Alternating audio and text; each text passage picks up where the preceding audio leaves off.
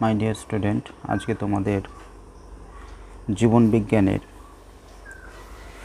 যে চ্যাপ্টারটা আরম্ভ করেছিলাম অণুজীবের জগৎ, সেই চ্যাপ্টার থেকেই আলোচনা করছি। সম্ভবত আমাদের লকডাউন খুলে যাবে সামনেই। লকডাউন খুলে গেলে আমরা অফলাইনে পড়া স্টার্ট করব। তো আজকে অণুজীবের জগতের আগের বেশ কয়েকটা ক্লাস আমরা অলরেডি নিয়েছি। তো সেই ক্লাসগুলো আশা করি তোমরা করেছো। তো ঠিক তারপর থেকেই আজকে স্টার্ট করছি। আমরা আগের দিন 12 নম্বর প্রশ্ন পর্যন্ত আলোচনা করেছিলাম যে খাদ্য কিভাবে ভালো রাখা যায়। তো আজকে সেই অণুজীব চ্যাপ্টারেরই খুব গুরুত্বপূর্ণ আলোচনা হবে। তোমরা ধৈর্য ধরে আশা করি বিষয়টা শুনবে। আজকে প্রথম আলোচনার বিষয় 13 নম্বর প্রশ্ন, অ্যান্টিবায়োটিক কাকে বলে, অ্যান্টিবায়োটিকের সীমাবদ্ধতা কী। আমরা ডাক্তারের কাছে বিভিন্ন রোগের ওষুধ হিসাবে অ্যান্টিবায়োটিক পাই। ডাক্তার দেখালেই আমাদের অ্যান্টিবায়োটিক তারা খেতে দেন। সেটা এক ধরনের ওষুধ। সেই অ্যান্টিবায়োটিক কী সেটাই আমরা আলোচনা করব আজ। দেখো, নির্দিষ্ট কিছু ছত্রাক ও ব্যাকটেরিয়ার দেহ থেকে জৈব যৌগ নিঃসরণ করে, অর্থাৎ অণুজীব ব্যাকটেরিয়া বা ছত্রাকের দেহ থেকে আমরা অণুজীব থেকে কি করব, কিছুটা জৈব যৌগ নিঃসরণ করে অন্যান্য ব্যাকটেরিয়ার স্বাভাবিক বৃদ্ধিতে বাধা দেওয়া হয়, এমনকি তাদের মেরেও ফেলা হয়। অর্থাৎ এক ধরনের অণুজীব থেকে আমরা কিছু জৈব যৌগ নিলাম, সেই জৈব যৌগ দ্বারা অন্য অণুজীবকে অর্থাৎ ব্যাকটেরিয়াকে আমরা স্বাভাবিক বৃদ্ধি বা তাদের বিস্তারে বাধা প্রদান করছি। এই যে পদ্ধতি, এই পদ্ধতি আমাদের অ্যান্টিবায়োটিক তৈরিতে কাজে লাগে। তো এই সকল জৈব যৌগ যেগুলো আমরা পেলাম, সেই জৈব যৌগগুলো নানাভাবে পরিবর্তন করে, সেগুলোকে শুদ্ধ করে প্রয়োজনে রাসায়নিক বিক্রিয়া ঘটিয়ে কি করা হচ্ছে, জীবনদায়ী ওষুধ তৈরি করা হচ্ছে। আর এই জীবনদায়ী ওষুধগুলোকে আমরা তখন বলছি অ্যান্টিবায়োটিক। ঠিক আছে? তো অ্যান্টিবায়োটিক আসলে অ্যান্টি মানে হচ্ছে বিরোধী। অ্যান্টি কথাটার মানে হচ্ছে বিরোধী। ঠিক আছে? বায়োটিক মানে হচ্ছে জীব, অণুজীব। তো অণুজীবদের বিরোধী ওষুধ। ব্যাকটেরিয়া আমাদের দেহে অনেক রকমের অসুখ বিসুখ তৈরি করে। সেই ব্যাকটেরিয়া আমাদের দেহে যাতে অসুখ বিসুখ তৈরি না করতে পারে, ওই জন্য আমরা অ্যান্টিবায়োটিক গ্রহণ করি বা অ্যান্টিবায়োটিক ওষুধ হিসাবে খাই। তো আমাদের চিকিৎসা পদ্ধতিতে অ্যান্টিবায়োটিক প্রয়োগ করা, এটা কিন্তু খুব কার্যকরী পদ্ধতি। তাহলে অ্যান্টিবায়োটিক কী সেটা আমরা বুঝতে পারলাম। অ্যান্টিবায়োটিক কী এটা আমি পরিষ্কার করে আবারও বলছি, তোমরা ভালো করে বুঝে নাও। দেখো, নির্দিষ্ট কিছু ছত্রাক বা ব্যাকটেরিয়ার দেহ থেকে কিছু জৈব যৌগ নিঃসরণ করে সেই জৈব যৌগকে নানাভাবে বিশুদ্ধকরণ করে বা রাসায়নিক পরিবর্তন করে সেই জৈব যৌগগুলোর দ্বারা অন্যান্য ব্যাকটেরিয়ার বিস্তার এবং বংশবৃদ্ধিকে রোধ করা বা তাদেরকে মেরে ফেলা হচ্ছে, এবং এইটাকে ওষুধ হিসাবে ব্যবহার করা হচ্ছে। এটাকে আমরা বলি অ্যান্টিবায়োটিক। অ্যান্টিবায়োটিক একটা জীবনদায়ী ওষুধ। তো অ্যান্টিবায়োটিকের কি সেটা আমরা বুঝতে পারলাম। এরপরের আলোচনা আমরা আসি অ্যান্টিবায়োটিকের সীমাবদ্ধতাটা কি, লিমিটেশন কি, মানে অ্যান্টিবায়োটিক বেশি ব্যবহার করলে আমাদের কি ক্ষতি হয়, এই বিষয়গুলো আমরা একটু আলোচনা করছি। তো প্রথমত জেনে নাও, অ্যান্টিবায়োটিক প্রয়োগে কেবলমাত্র ব্যাকটেরিয়ার সংক্রমণকে আটকানো সম্ভব। কেবলমাত্র ব্যাকটেরিয়ার সংক্রমণকে আটকানো সম্ভব। ছত্রাক বা ভাইরাসের সংক্রমণ থেকে অ্যান্টিবায়োটিক কোনো রকম প্রতিরোধ ব্যবস্থা দেয় না। অর্থাৎ অ্যান্টিবায়োটিক প্রয়োগের মাধ্যমে আমরা শুধুমাত্র ব্যাকটেরিয়ার সংক্রমণকে আটকাতে পারি। তাহলে এটা একটা সীমাবদ্ধতা। তাছাড়া অ্যান্টিবায়োটিক বেশি ব্যবহার করলে আমাদের দেহে নানা রকমের সাইড এফেক্ট দেখা যায়, এটাও একটা সীমাবদ্ধতা। তাহলে আমরা আজকের প্রথম প্রশ্ন, অ্যান্টিবায়োটিক কাকে বলে সেটা আমরা বুঝতে পারলাম, অ্যান্টিবায়োটিকের সীমাবদ্ধতা কী সেটাও আমরা বুঝতে পারলাম। আশা করি বিষয়টা ক্লিয়ার হয়েছে। ঠিক আছে, অ্যান্টিবায়োটিক এর আলোচনা আমরা অলরেডি করে ফেললাম।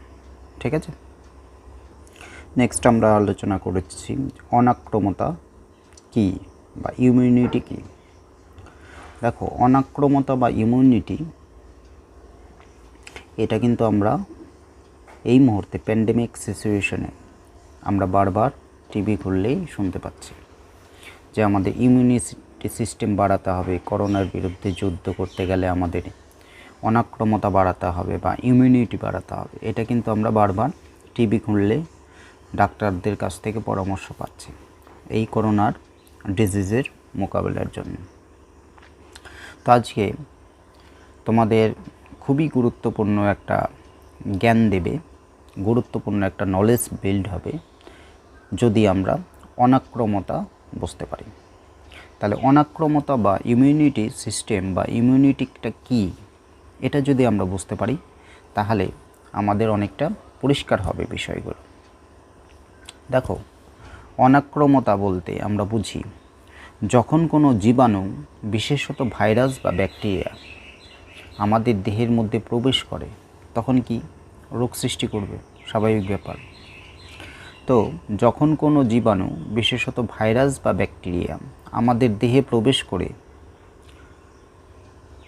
জীবাণুর দেহ থেকে, অর্থাৎ যে ভাইরাস বা ব্যাকটেরিয়া আমাদের দেহে প্রবেশ করলো সেই জীবাণু তো বসে থাকবে না, সেই জীবাণু দেহ থেকে ক্ষতিকারক এক ধরনের বিষ বলতে পারো বা ক্ষতিকারক এক ধরনের যৌগ বলতে পারো, সেই যৌগগুলো আমাদের দেহে চলে আসে আর আমাদের দেহ কিন্তু কি হয়, অসুস্থ হয়ে পড়ে। তো এই অসুস্থতাকে রক্ষা করার জন্য আমাদের দেহের মধ্যে এক ধরনের জৈব যৌগ তৈরি হয়। সেই ভাইরাস বা ব্যাকটেরিয়ার দেহ থেকে যে জৈব যৌগ আসলো যেটা আমাদের অসুস্থ করছে, সেই জৈব যৌগের নাম হচ্ছে অ্যান্টিজেন। মনে রাখবে, ধরো আমাদের দেহে ভাইরাস বা ব্যাকটেরিয়া আক্রমণ করলে আমাদের দেহ অসুস্থ হবে। কেন অসুস্থ হবে? কারণ ভাইরাস বা ব্যাকটেরিয়ার দেহের মধ্যে ক্ষতিকারক নানা রকমের যৌগ থাকছে। সেই যৌগগুলোকে আমাদের দেহ যখন যৌগগুলো আসে তখন আমাদের দেহ কিন্তু অসুস্থ হয়ে যাওয়ার কথা। সেই যৌগগুলোকে আমরা বলছি অ্যান্টিজেন, অর্থাৎ বাইরে থেকে ব্যাকটেরিয়া বা ভাইরাস যে বিষ দিল আমাদের দেহে, যৌগ দিল, তাকে আমরা বলছি অ্যান্টিজেন। সেই অ্যান্টিজেন আমাদের দেহে আসলে আমাদের দেহ কি করে, অসুস্থ যাতে না হয় ওই জন্য আমাদের দেহের মধ্যে ওই অ্যান্টিজেনের বিরুদ্ধে এক রকমের প্রোটিন তৈরি হয়। আমাদের দেহে এক রকমের, আমাদের কোষে কোষে এক রকমের প্রোটিন তৈরি হয় অ্যান্টিজেনকে মেরে ফেলার জন্য। তো সেই অ্যান্টিজেনের বিরুদ্ধে যুদ্ধ করার জন্য বা অ্যান্টিজেনের বিরুদ্ধে লড়ার জন্য আমাদের দেহে এক রকমের প্রাচীরের মতো তৈরি হয়, সুরক্ষা বলয় তৈরি হয়। সেই সুরক্ষা বলয় বা প্রাচীর বলতে পারো, সেই জৈব যৌগই হচ্ছে অ্যান্টিবডি। অর্থাৎ বাইরে থেকে অ্যান্টিজেন আসলো, সেই অ্যান্টিজেনকে মেরে ফেলার জন্য আমাদের দেহের ভেতর অ্যান্টিবডি তৈরি হলো। ঠিক আছে, তাহলে বাইরে থেকে জীবাণু দ্বারা অ্যান্টিজেন আসলো, আর আমাদের দেহে তৈরি হচ্ছে সেই জীবাণুকে ধ্বংস করার জন্য অ্যান্টিবডি। অ্যান্টিবডি তৈরি হলে সেই অ্যান্টিজেনগুলোকে নিষ্ক্রিয় করে দেবে বা মেরে ফেলে দেবে, ফলে আমাদের দেহ কিন্তু আর অসুস্থ হবে না। এই যে পুরো সিস্টেম, আমাদের দেহে অ্যান্টিজেন আসলে অ্যান্টিবডি তৈরি হচ্ছে, যার ফলে অ্যান্টিজেনকে মেরে ফেলছে বা কার্যক্ষমতা কমিয়ে দিচ্ছে, এই যে পদ্ধতি, এই পদ্ধতিটাকেই বলছি অনাক্রমতা বা ইমিউনিটি। অনাক্রমতা বা ইমিউনিটি। ঠিক আছে, আশা করি বুঝতে পেরেছ। এইটাকে আমরা একটু অন্যভাবে একটু বুঝে নিই। ধরো আমাদের দেশে আর্মি আছে। আর্মি কেন তৈরি করা হয়? আমাদের দেশে আর্মি তৈরি থাকে বিদেশ থেকে যদি কোনো শত্রু, জঙ্গি বা অন্য কোনো দেশ যদি আমাদের দেশকে আক্রমণ করে, তাহলে আমাদের দেশের সৈন্যরা, বিশেষ করে আর্মিরা, তাদের বিরুদ্ধে কিন্তু যুদ্ধ করবে। বিষয়টা অনেকটা এইরকম। ধরো বাইরের দেশ থেকে কিছু জঙ্গি আসলো, এরা কি করবে? আমাদের দেশকে ক্ষতি করবে। তাহলে এই বাইরের দেশের জঙ্গি ক্ষতি করবে। এই জঙ্গিকে আটকানোর জন্য আমাদের দেশে কি আছে? সেন্ট্রাল ফোর্স আছে, বিএসএফ আছে। এরা কি করবে? সেই জঙ্গিগুলোর বিরুদ্ধে লড়াই করবে। লড়াই করলে কি হবে? আমাদের দেশটা রক্ষা পাবে। তাহলে এখানে বাইরের দেশের জঙ্গিটাকে তুমি ভাবতে পারো হচ্ছে অ্যান্টিজেন। এই অ্যান্টিজেন জঙ্গি বলতে পারো, বাইরের দেশ থেকে আসছে। আর এই অ্যান্টিজেনকে আটকানোর জন্য, জঙ্গিকে আটকানোর জন্য আমাদের দেশে বিএসএফ আছে, সেন্ট্রাল ফোর্স আছে, পুলিশ আছে, প্যারামিলিটারি আছে। তাহলে এদেরকে বলতে পারো, জঙ্গিকে আটকানোর জন্য যে বিএসএফ আছে, প্যারামিলিটারি আছে, ফোর্স আছে, এদেরকে, জঙ্গিগুলোর বিরুদ্ধে এদেরকে নির্দেশ দেওয়া হয় যে তোমরা যুদ্ধ করো। যুদ্ধ করে জঙ্গিগুলোকে ধরা হয় বা মেরে ফেলে দেওয়া হয়, ফলে আমাদের দেশটা বেঁচে যায়। ঠিক সেরকম বাইরে থেকে অ্যান্টিজেন আসলো, এটা হচ্ছে জঙ্গি। আর আমাদের দেহের ভেতরে কি আছে? দেহের ভেতরে ওই জঙ্গি অনুসারে আমাদের দেহের ভেতরে উৎপন্ন হয় হচ্ছে বিভিন্ন সৈন্য, যেটাকে আমরা বলছি অ্যান্টিবডি। তাহলে জঙ্গিকে আমাদের বিএসএফ মেরে ফেলছে, এটাকে আমরা এইভাবে আমাদের দেহ কিন্তু রক্ষা পায়। তাহলে অ্যান্টিজেন বাইরে থেকে আসলো, অ্যান্টিবডি তৈরি হলো আমাদের দেহে। এই যে তৈরি হওয়ার পদ্ধতি, অ্যান্টিবডি তৈরি হয়ে অ্যান্টিজেনকে নিষ্ক্রিয় করে দিল বা মেরে ফেলে দিল, এই পদ্ধতিটাকেই আমরা বলি অনাক্রমতা বা ইমিউনিটি সিস্টেম। বিষয়টা ক্লিয়ার হয়েছে আশা করি। ঠিক আছে, অনাক্রমতা বা ইমিউনিটি সিস্টেম কি, এটা আশা করি তোমাদের ক্লিয়ার হয়েছে। ঠিক আছে, আচ্ছা, নেক্সট আমরা 15 নম্বর প্রশ্নের আলোচনা করব। 15 নম্বর প্রশ্নটা দেখো, বলছে অনাক্রমতা ইমিউনিটি বলতে কি বোঝো? অলরেডি আমরা আলোচনা করে ফেলেছি। কোন কোন পদ্ধতিতে শরীরে অনাক্রমতা গড়ে ওঠে, অর্থাৎ ইমিউনিটি সিস্টেম কোন কোন পদ্ধতিতে শরীরে তৈরি হয়। ঠিক আছে, তাহলে প্রথম পার্টটা কি? 15 নম্বর প্রশ্নে অনাক্রমতা বা ইমিউনিটি বলতে কী বোঝো? অনাক্রমতা বা ইমিউনিটি বলতে আমরা কি বুঝি, অলরেডি আমরা কিন্তু আগের প্রশ্ন 14 নম্বর প্রশ্নে আলোচনা করে ফেলেছি। এবার বলছে অনাক্রমতা, তাহলে আমাদের শরীরে ক ধরনের হতে পারে সেটা আমরা এবার আলোচনা করব।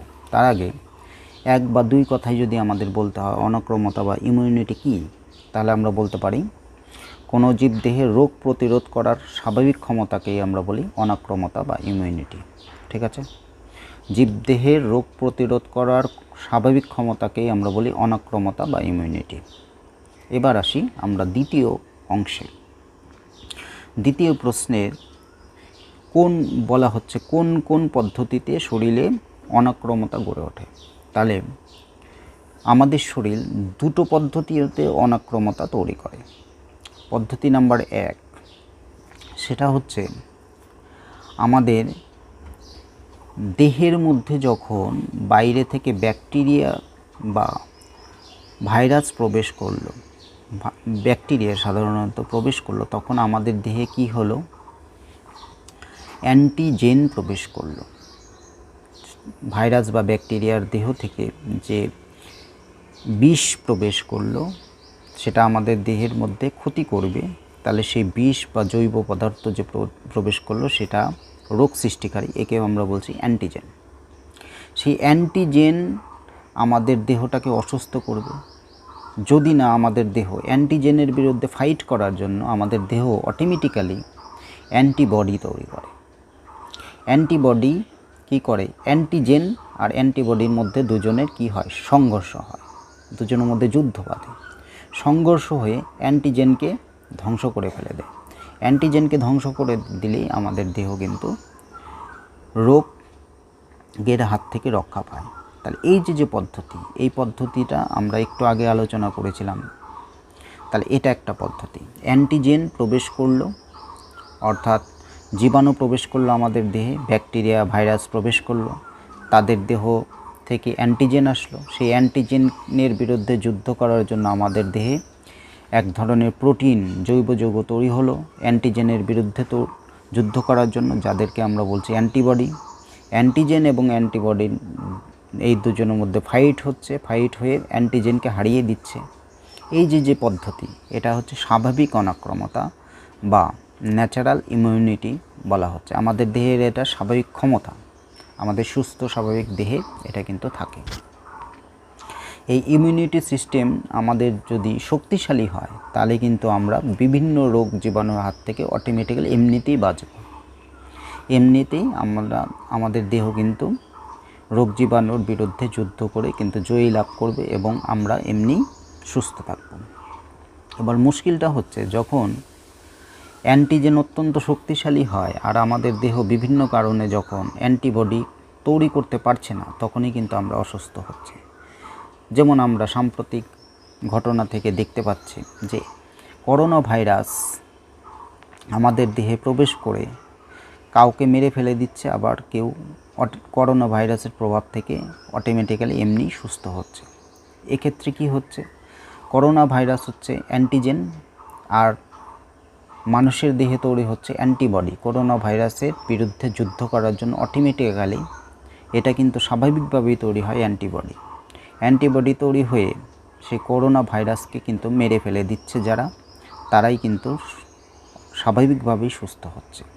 এবার যাদের অ্যান্টিবডি ঠিকঠাক তৈরি হচ্ছে না বা তৈরি হলেও কম পরিমাণ তৈরি হচ্ছে, যারা অতটা সুস্থ নয়, ইমিউনিটি সিস্টেম যাদের অতটা ভালো নয়, তারা কিন্তু করোনা ভাইরাসের বিরুদ্ধে অ্যান্টিবডি ঠিকঠাক তৈরি করতে পারছে না।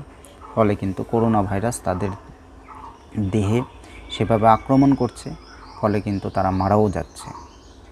তাহলে করোনা ভাইরাস বা এই ধরনের ভাইরাস ব্যাকটেরিয়ার যে রোগ তৈরি করছে, সেই রোগের বিরুদ্ধে বাঁচার উপায় কি? আমাদের দেহে স্বাভাবিক অনাক্রমতা থাকতে হবে। তাহলে পদ্ধতি নাম্বার 1, আমাদের দেহে স্বাভাবিক অনাক্রমতা থাকতে হবে। অর্থাৎ অ্যান্টিজেন প্রবেশ করলে আমাদের দেহ বাইরে থেকে অ্যান্টিজেন প্রবেশ করলে দেহের ভেতর থেকে অ্যান্টিবডি তৈরি হবে, ফলে আমরা স্বাভাবিক অনাক্রমতা পাব। এবার 2 নম্বর পদ্ধতি আমরা বলছি, সেটা হচ্ছে আমরা টিকাকরণের মাধ্যমে বা ওষুধ খাওয়ার মাধ্যমে কিন্তু সাধারণত টিকাকরণের মাধ্যমে কিন্তু এই ভাইরাস বা ব্যাকটেরিয়া ঘটিত রোগ থেকে কিন্তু আমরা বাঁচতে পারি। যেমন এখন দেখো করোনা পরিস্থিতিতে করোনার টিকা যতদিন আবিষ্কার হয়নি আমাদের অনেক দুশ্চিন্তা ছিল। যখন করোনার টিকা আবিষ্কার হলো তখন ধীরে ধীরে করোনা ভাইরাসটাও কিন্তু ধীরে ধীরে তাদের সক্রিয়তা কমে যাচ্ছে আর ধীরে ধীরে কিন্তু আমরা অনেকটা চিন্তামুক্ত হচ্ছি। তাহলে টিকা আবিষ্কার হচ্ছে, বিভিন্ন মারণাত্মক রোগ, এগুলোর বিরুদ্ধে টিকা আবিষ্কার হলে কিন্তু এই রোগগুলো হয় না। তাহলে টিকার মাধ্যমে কিন্তু আমরা কৃত্রিমভাবে আমাদের দেহকে প্রস্তুত করতে পারি সেই ভাইরাস বা ব্যাকটেরিয়ার বিরুদ্ধে যুদ্ধ করার জন্য। তাহলে দেখো এইটা 2 নম্বর পদ্ধতিটা হচ্ছে যে টিকাকরণ পদ্ধতি বা টিকা কিভাবে তৈরি করা হয় সেটা একটু বুঝে নিই আগে। দেখো না, যে জীবাণু আমাদের দেহে প্রবেশ করে আমাদের দেহকে অসুস্থ করে দেবে, সেই জীবাণু দুর্বল প্রকৃতির বা মৃত জীবাণু বা সেই জীবাণুর দেহ থেকে যে বিষ বা অ্যান্টিজেন, সেই অ্যান্টিজেনকে নিয়ে তারপরে বিভিন্নভাবে একটু পরিবর্তন করে তারপরে টিকার মাধ্যমে আমাদের দেহে নির্দিষ্ট পরিমাণ প্রবেশ করানো হয়। প্রবেশ করালে কি হয়, আমাদের দেহ কিন্তু ওই অ্যান্টিজেন বা বাইরের থেকে যে আসা জীবাণু, সেই জীবাণুর বিরুদ্ধে আমাদের দেহ কিন্তু ফাইট করার জন্য অ্যান্টিবডি তৈরি করে। অ্যান্টিবডি তৈরি করে কিন্তু অটোমেটিক্যালি আমাদের দেহ কিন্তু পরিচিত হয় যে এই শত্রুটা কীরকম, বাইরে থেকে যে শত্রুটাকে আমরা দিলাম সেটা কীরকম। তার বিরুদ্ধে আমাদের দেহ কিন্তু ধীরে ধীরে ধীরে ধীরে কিন্তু রোগ প্রতিরোধ করার ক্ষমতা তৈরি করে। এইভাবে পরবর্তীতে যদি ওই ভাইরাস বা ব্যাকটেরিয়া যদি আবার আক্রান্ত হয় আমাদের দেহ, তখন কিন্তু আমাদের দেহের ইমিউনিটি সিস্টেমটা এত শক্তিশালী হয়, ফলে কিন্তু সেই ভাইরাস বা ব্যাকটেরিয়া কিন্তু আমাদের দেহকে আর অসুস্থ করতে পারে না। সিস্টেমটা হচ্ছে এরকম। ধরো যে করোনা ভাইরাসের কথা দিয়ে আমরা ধরি, করোনা ভাইরাস আমাদের দেহে প্রবেশ করলো, তাহলে নতুন একটা ভাইরাস, আমাদের দেহ কিন্তু সেই ভাইরাস সম্বন্ধে অতটা পরিচিত নয়, ফলে সেই আমাদের দেহ কিন্তু করোনা ভাইরাস প্রবেশ করলে আমাদের দেহের ইমিউনিটি সিস্টেম কিন্তু ব্যতিব্যস্ত হয়ে যাবে যে এই ভাইরাসের প্রকৃতি কীরকম, এর শক্তি কীরকম, এরকে মারতে গেলে কী ধরনের আমাদের অ্যান্টিবডি তৈরি করতে হবে। প্রথম কিন্তু আমাদের দেহ কিন্তু জানতে পারবে না, এই মুহূর্তে কিন্তু আমরা অসুস্থ হয়ে যেতে পারি। ওই জন্য কী করা হয়, টিকার মাধ্যমে, করোনা ভাইরাসের টিকা মানে কি, সেই টিকার মাধ্যমে করোনা ভাইরাসের কিছুটা দুর্বল করোনা ভাইরাসকে আমাদের দেহের মধ্যে ঢুকানো হচ্ছে। ফলে কি হচ্ছে, আমাদের দেহ সেই করোনা ভাইরাসের বিরুদ্ধে আগে থেকেই শক্তি সঞ্চয় করে ইমিউনিটি সিস্টেম সেভাবে তৈরি হচ্ছে, অ্যান্টিবডি তৈরি হচ্ছে, ফলে কিন্তু সেই ভাইরাসের বিরুদ্ধে বা ব্যাকটেরিয়ার বিরুদ্ধে কিন্তু যুদ্ধ করতে পারছে। তাহলে এটা কৃত্রিমভাবে আমরা দেহের মধ্যে ঢোকাচ্ছি টিকার মাধ্যমে, ওই জন্য কৃত্রিম ইমিউনিটি সিস্টেম। তাহলে ইমিউনিটি সিস্টেম দু রকমের, একটা হচ্ছে স্বাভাবিক, যেটা আমাদের দেহের মধ্যে এমনিতেই আছে। 2 নাম্বার হচ্ছে আমরা টিকাকরণের মাধ্যমে আমাদের কৃত্রিমভাবে ইমিউনিটি সিস্টেম আমাদের দেহের মধ্যে বিল্ড করা হতে পারে। তাহলে এটা হচ্ছে 2 নাম্বার পদ্ধতি। ঠিক আছে, আশা করি বুঝতে পেরেছ যে কোন কোন পদ্ধতিতে শরীরে অনাক্রমতা বা ইমিউনিটি সিস্টেম তৈরি হয়, সেটা আমরা আলোচনা করলাম। ঠিক, নেক্সট প্রশ্ন 16 নম্বর প্রশ্ন দেখো, বলছে টিকাকরণ বা অনাক্রমতা কাকে বলে। টিকাকরণটা কি, এটা আমরা আগের প্রশ্ন থেকে ডিটেলে আলোচনা করলাম। টিকাকরণটা কি না, বললাম যে বাইরে থেকে কোনো মৃত বা দুর্বল বা জীবিত অণুজীব অথবা অণুজীবের দেহ থেকে বেরোনো দুর্বল বিষকে সরাসরি নির্দিষ্ট পরিমাণে আমাদের দেহে প্রবেশ করানো হচ্ছে, যেটাকে আমরা টিকা বলছি। আবারও বলি, দেখো, টিকাকরণ হচ্ছে কোনো মৃত বা দুর্বল বা জীবিত অণুজীবের অথবা অণুজীবের দেহ থেকে নিঃসৃত দুর্বল বিষকে সরাসরি আমাদের দেহে প্রবেশ করানো হচ্ছে, প্রবেশ করিয়ে দিয়ে তারপর ওই ধরনের অণুজীবের বিরুদ্ধে আগে থেকেই রোগ প্রতিরোধ করার সক্রিয় ব্যবস্থা তৈরি করা হচ্ছে। এই পদ্ধতিকে আমরা বলি টিকাকরণ। এটা একটা অনাক্রমতার পদ্ধতি। ঠিক আছে, আমি ডাইরেক্ট বইটা পড়ি, দেখো কি লেখা আছে। কোনো মৃত বা দুর্বল বা জীবিত অণুজীব অথবা অণুজীবের দেহ থেকে বেরোনো দুর্বল বিষকে সরাসরি নির্দিষ্ট পরিমাণ কোনো মানুষের দেহে প্রবেশ করানো হলো এবং দেহে প্রবেশ করিয়ে ওই ধরনের জীবদের বিরুদ্ধে আগে থেকেই রোগ প্রতিরোধ ব্যবস্থা সক্রিয় করে তোলাকেই আমরা বলছি টিকাকরণ পদ্ধতি। এটা একটা অনাক্রমতা পদ্ধতি। আমরা আগের প্রশ্নে 2 নম্বর পদ্ধতি আলোচনা করলাম, এটা ঠিক তাই, একদম সিমিলার। ঠিক আছে, তাহলে টিকাকরণ বা অনাক্রমতা কাকে বলে অলরেডি আমরা আলোচনা করলাম।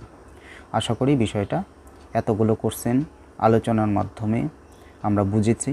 এই প্রশ্নটাও আশা করি তোমরা বুঝতে পেরেছো, এর ডিটেলে আর গেলাম না। ঠিক আছে, নেক্সট আমরা 17 নম্বর প্রশ্ন, সিমিলার প্রশ্ন একটা আলোচনা করছি।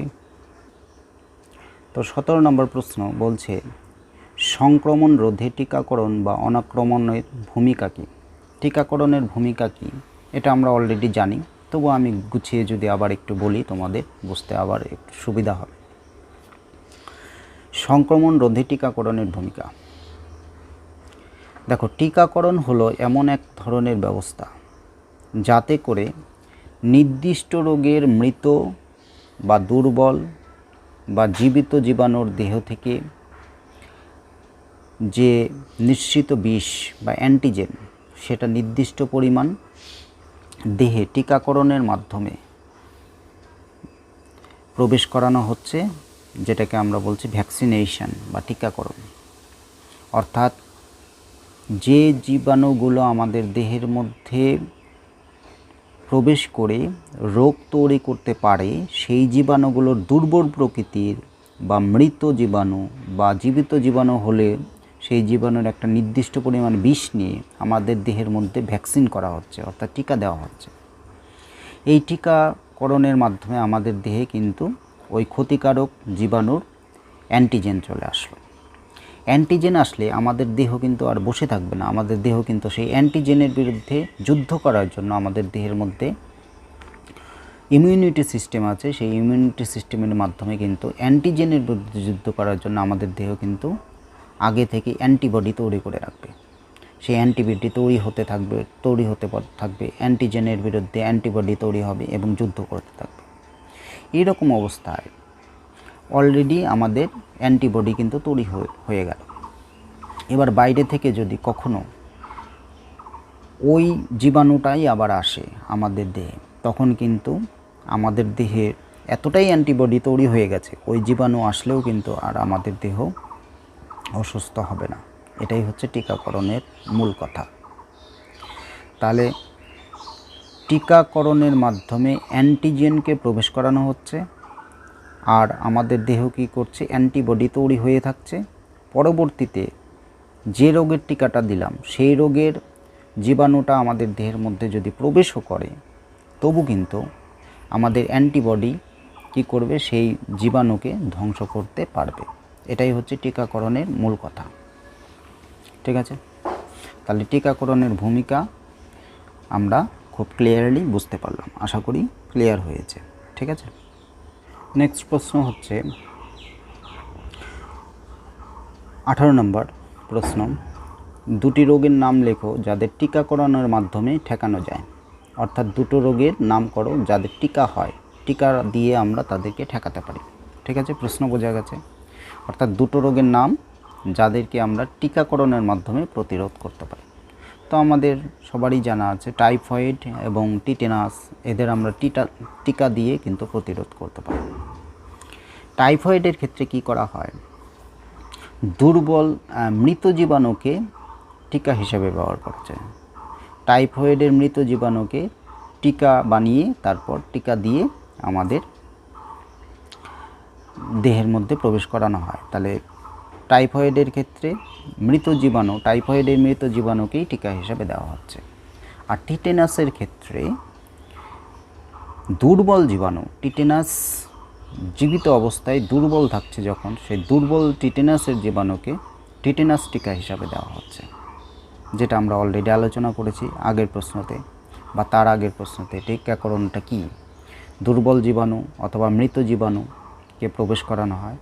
তাহলে টাইফয়েডের ক্ষেত্রে মৃত জীবাণুকে প্রবেশ করানো হচ্ছে, আর টিটেনাসের ক্ষেত্রে কিন্তু জীবিত কিন্তু দুর্বল জীবাণুকে প্রবেশ করানো হচ্ছে। ঠিক আছে, তাহলে টিকাকরণের মাধ্যমে এই রোগকে প্রতিরোধ করা যেতে পারে। এখন আমাদের করোনা ভাইরাসও কিন্তু টিকার মাধ্যমে অনেকটা প্রতিরোধ করা যাচ্ছে। কোভ্যাক্সিন আছে, কোভিশিল্ড আছে। তো কোভ্যাক্সিনটা কিন্তু আমাদের এই দুর্বল জীবাণু করোনা ভাইরাসই ঢোকানো হচ্ছে আমাদের দেহে। ঠিক আছে, এই যে আমরা যে করোনার বিরুদ্ধে লড়াই করার জন্য করোনা ভ্যাকসিন নিচ্ছি, টিকাকরণ করছি, সেই টিকার মধ্যে অনেক রকমের টিকা আবিষ্কার হয়েছে। তার মধ্যে কোভ্যাক্সিন ভারত আবিষ্কার করেছে। কোভিশিল্ড ভারত আবিষ্কার করেছে। তো কোভ্যাক্সিনটা কিন্তু দুর্বল করোনা ভাইরাসকে আমাদের দেহে আগে থেকে প্রবেশ করানো হচ্ছে টিকার মাধ্যমে, ঠিক আছে। আর আমাদের দেহ কিন্তু সেই দুর্বল করোনা ভাইরাসের বিরুদ্ধে লড়াই করতে করতে করতে করতে আমার দেহ কিন্তু অনেক শক্তিশালী হয়ে যাচ্ছে, করোনা ভাইরাসের বিরুদ্ধে লড়াই করার জন্য প্রস্তুত থাকছে। পরবর্তীতে যদি আমাদের করোনা ভাইরাস আমাদের আক্রমণ করে, আমাদের দেহে যদি আসে, তবু আমাদের ইমিউনিটি সিস্টেমটা এত শক্তিশালী হয়ে যাচ্ছে টিকাকরণের মাধ্যমে, সেই করোনা ভাইরাস কিন্তু আমাদের আর সেইভাবে ক্ষতি করতে পারছে না, ঠিক আছে। তাহলে এটাও একটা উদাহরণ হতে পারে। আশা করি ক্লিয়ার। নেক্সট আমরা খুব গুরুত্বপূর্ণ প্রশ্ন আলোচনা করছি। 19 নম্বর প্রশ্ন, যে খাদ্য প্রক্রিয়াকরণ, ওষুধ প্রস্তুতি আর কৃষি এই তিনটা ক্ষেত্রে ব্যাকটেরিয়া কিভাবে আমাদের উপকার করে। দেখো, ব্যাকটেরিয়া তো সাধারণত ক্ষতি করে, কিন্তু ব্যাকটেরিয়া কিন্তু উপকারও করে। তো খাদ্য প্রক্রিয়াকরণে কিভাবে উপকার করছে, ওষুধ প্রস্তুতিতে ব্যাকটেরিয়াকে কিভাবে কাজে লাগাচ্ছি, আবার কৃষিক্ষেত্রে ব্যাকটেরিয়াকে কিভাবে কাজে লাগাচ্ছি, সেটাই আমরা আলোচনা করব, ঠিক আছে। তাহলে আলোচনার বিষয়টা আশা করি বুঝতে পেরেছ, যে ব্যাকটেরিয়াকে আমরা কিভাবে খাদ্য প্রস্তুতকরণে, ওষুধ তৈরিতে এবং কৃষিক্ষেত্রে কিভাবে ব্যবহার করছি সেটা আমরা আলোচনা করব। দেখো, এই প্রশ্নের আলোচনা উত্তরে বলি, অলরেডি আমরা করে ফেলেছি, বিভিন্ন প্রশ্ন উত্তর করতে গিয়ে আগের ক্লাসগুলোতে আমরা করে ফেলেছি। যেমন খাদ্য প্রক্রিয়াকরণে ব্যাকটেরিয়ার ভূমিকা কী, এই আলোচনা কিন্তু আমরা আগের ক্লাসে ডিটেলে আলোচনা করেছি, ঠিক আছে। তবু তোমাদের আবার একটু বলি, খাদ্য প্রক্রিয়াকরণে ব্যাকটেরিয়ার ভূমিকা নিয়ে যদি আমরা আলোচনা করি, তাহলে প্রথমেই আসবে যে বিভিন্ন রকমের খাদ্য প্রস্তুত করতে কিন্তু ব্যাকটেরিয়া কাজে লাগে। যেমন দই প্রস্তুতির জন্য কিন্তু ল্যাক্টোব্যাসিলাস কাজে লাগছে। ল্যাক্টোব্যাসিলাস ব্যাকটেরিয়া না থাকলে কিন্তু দুধ থেকে দই প্রস্তুত হবেই না। তাহলে দুধ থেকে দই তৈরি করার জন্য ল্যাক্টোব্যাসিলাস ব্যাকটেরিয়া কাজে লাগবে, তাছাড়া কিন্তু দুধ থেকে দই তৈরি হবে না, ঠিক আছে। এবার আসি বেকারি শিল্প, বিশেষ করে পাউরুটি, কেক, ইডলি, ধোসা, এই সব খাবার, পঞ্জি খাবার যেগুলো, পাউরুটি একটু পঞ্জি না, পাউরুটি, তারপরে তোমার ইডলি, ধোসা, কেক, এগুলো পঞ্জি তুলোর মতো। তো এই ধরনের খাবার প্রস্তুতির জন্য কিন্তু বিভিন্ন রকমের ব্যাকটেরিয়া দরকার হচ্ছে, তাছাড়া ইস্ট দরকার হয়, ঠিক আছে। তাহলে অণুজীব কিন্তু কাজে লাগছে। তাহলে খাদ্য প্রস্তুতির জন্য ব্যাকটেরিয়া কিন্তু কাজে লাগে। এরপর আসি আমরা দ্বিতীয় আলোচনায়, সেটা হচ্ছে ওষুধ প্রস্তুতিতে ব্যাকটেরিয়ার ভূমিকা। তো আমরা আগের প্রশ্নতে আলোচনা করলাম টিকা তৈরির জন্য কিন্তু আমাদের ব্যাকটেরিয়া দরকার, অর্থাৎ যে ব্যাকটেরিয়াগুলো রোগ তৈরি করছে সেই ব্যাকটেরিয়াগুলো কিন্তু আমাদের দরকার টিকাকরণের জন্য।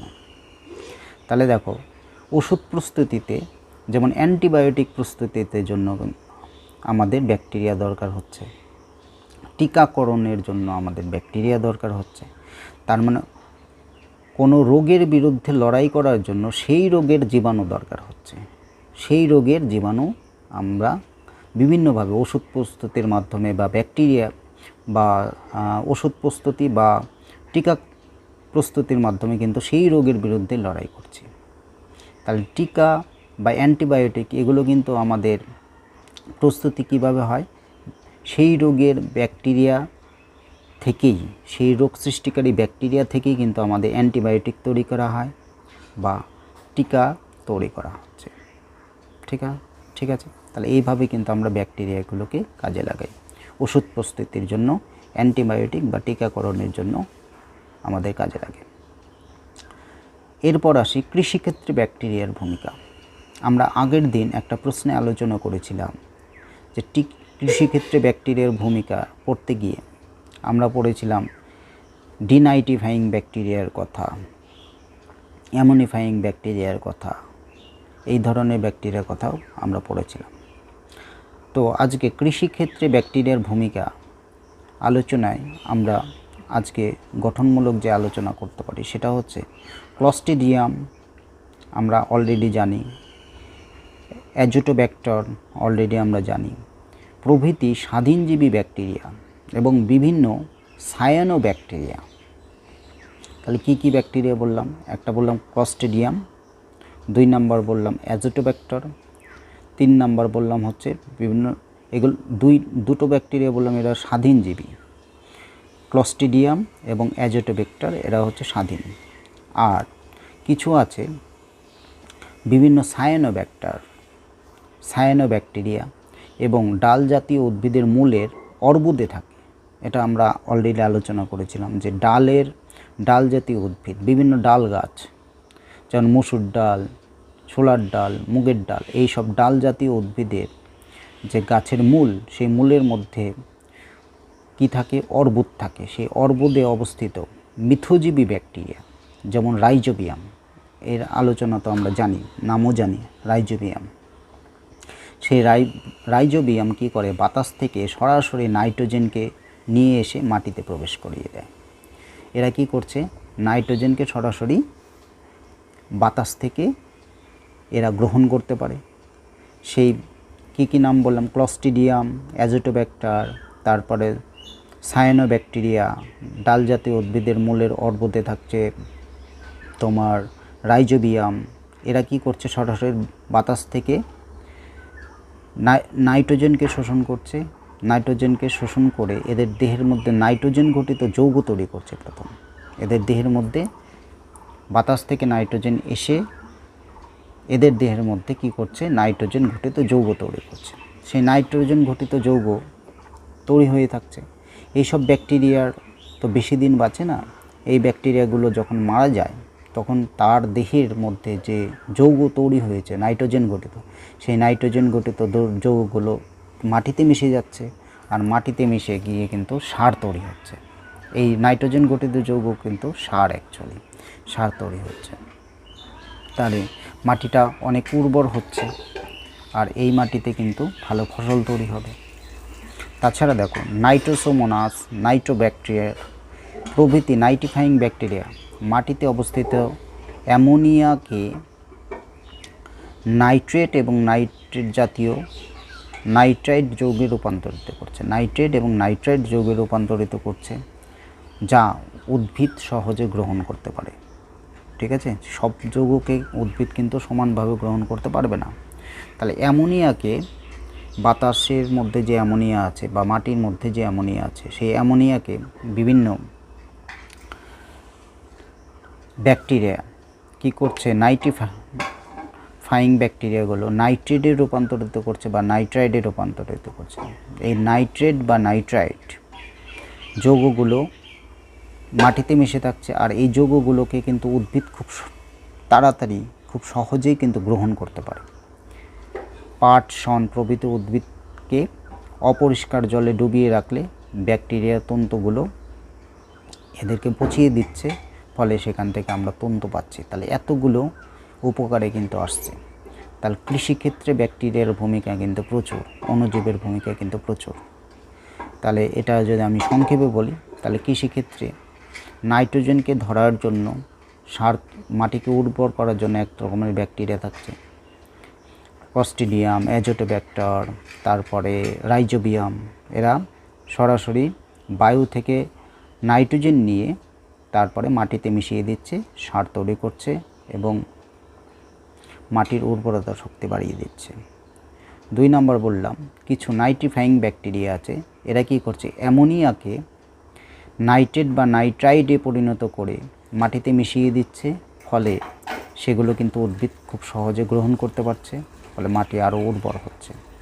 তাছাড়া 3 নম্বর বললাম যে পাট বা ছন, এই জাতীয় তন্তু জাতীয় উদ্ভিদ, বিশেষ করে পাট জলে ডুবিয়ে রাখলে কি হয় না, পাটের তন্তুকে পচিয়ে দেয়, ফলে পাটের তন্তু পাটের গাছ থেকে, কাণ্ড থেকে কিন্তু আমরা আলাদা করতে পারি, যেটাকে আমরা পাট পচিয়ে পাটকে আলাদা করা বলি। এটাও কিন্তু ব্যাকটেরিয়ার মাধ্যমে হচ্ছে। তাহলে কৃষিক্ষেত্রেও কিন্তু ব্যাকটেরিয়ার নানা রকমের উপকারী ক্রিয়া আছে, নানাভাবে আমাদের কিন্তু উপকারে আসছে ব্যাকটেরিয়া। ঠিক আছে, তাহলে প্রশ্নটা উত্তর বুঝতে পারলাম যে খাদ্য প্রক্রিয়াকরণে ব্যাকটেরিয়ার ভূমিকা, ওষুধ প্রস্তুতিতে ব্যাকটেরিয়ার ভূমিকা এবং কৃষিক্ষেত্রে ব্যাকটেরিয়ার ভূমিকা আমরা বুঝতে পারলাম। ক্লিয়ার? নেক্সট প্রশ্ন, খুব গুরুত্বপূর্ণ প্রশ্ন 20 নাম্বার, এটা আমরা আলোচনা করব। বর্জ্য পরিষ্কারে ব্যাকটেরিয়া কিভাবে সাহায্য করে। বর্জ্য পদার্থ পরিষ্কারের জন্য ব্যাকটেরিয়া কিভাবে আমাদের সাহায্য করে।